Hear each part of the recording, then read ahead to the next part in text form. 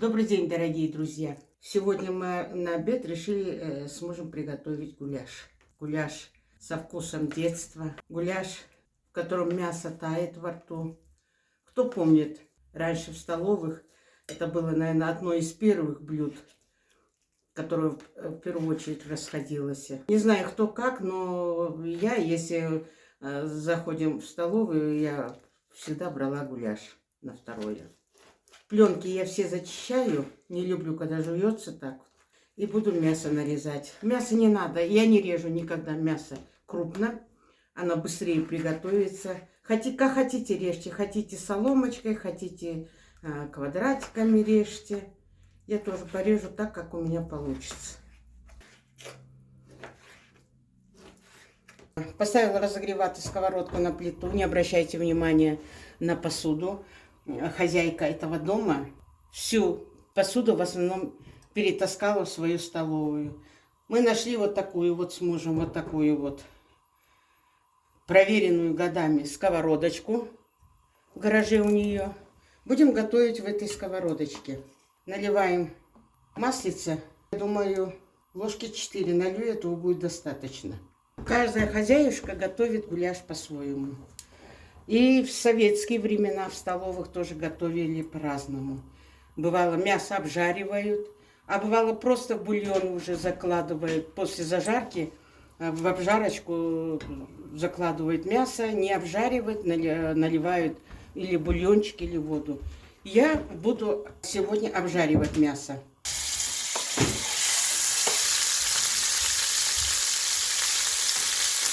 Плохо то, что, конечно, сковородка прилипает. Мы не будем трогать. Пусть схватится мясо, а потом мы попытаемся перевернуть мясо. Огонь слегка убавила, чтобы не горело сильно. Пусть мясо жарится, а я тем временем нарежу лук и морковочку. Мясо поджарилось. Вначале, когда это мясо заложили, оно пригорело. Если у вас такой случай, мясо не трогайте. Вот положили мясо, пригорело. Огонь убавьте и дождитесь, когда мясо будет легко отходить сама одна сковородка или кастрюли, казанчика. Так, теперь я закидываю сюда лук. Нам лук тоже надо слегка подрумянить. Пусть лук отдаст свой аромат мясу.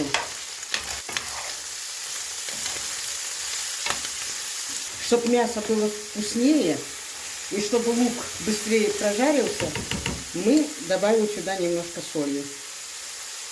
Где-то треть столовой ложки соли насыпаю. Масло добавлю еще одну ложку.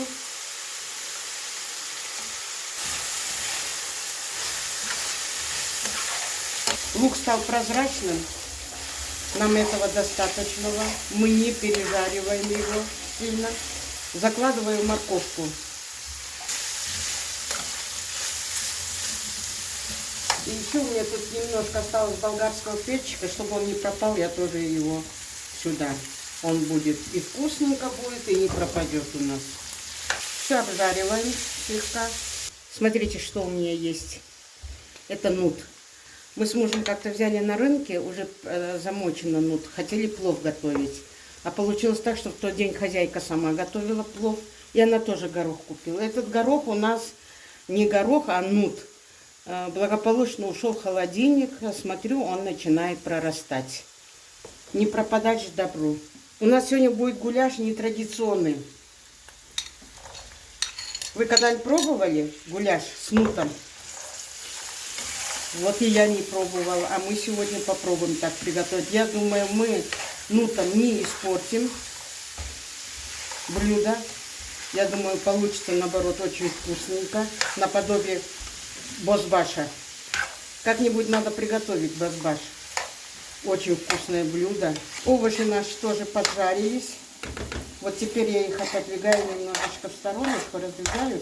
Нужно добавить сюда в сковородочку томатную пасту. Сейчас я его пережарю.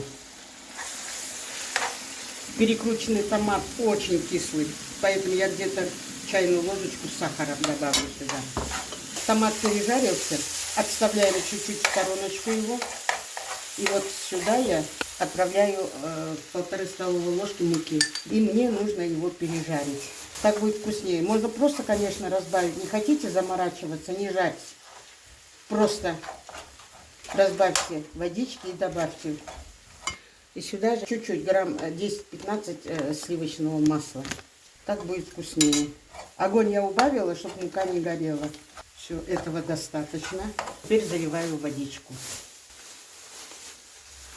Налью 3 пиалку воды. Вот этого будет достаточно. Доведу до кипения, убавлю огонь, накрою крышку. При минимальном нагреве буду томить. Вода закипела, убавляю огонь до минимума. Накрываю крышкой и буду томить минут 40-50. Вы видите, какая у меня крышка? У кого такая же крышка? Смотрите. Гуляш у нас практически готов. Отправляю сюда 3 листочка лавровых. Большой зубчик чеснока накрошила. Немножко черного перчика. И хочу положить немножко паприки. У нас в семье никто не любит слишком мягкое мясо. Поэтому я слишком долго не тушу. Но если вы любите мягкое, чтобы можно было губами кушать, надо потушить еще немножко подольше. Минут 5-6 еще потушится. Все, наш гуляш будет готов. Огонь снова убавляю и закрываю крышечку. Минут на 5-6. Гуляш наш готов.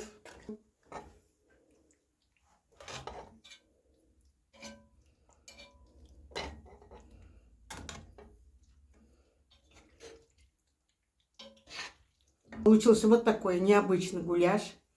Необычно в том плане, что мы сюда добавили нут, добавили и болгарский перчик.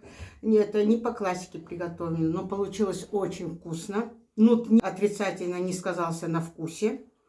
Даже как-то, даже мне кажется, что он свою изюминку даже внес в это блюдо. Готовится очень просто. Не надо около плиты долго стоять. Все заложил, обжарил. Налил водички, огонь убавил, и она сама тушится, готовится. Пока вы занимаетесь своими делами, мясо тушится. Желаю вам на вашей кухне вкусных, удачных рецептов.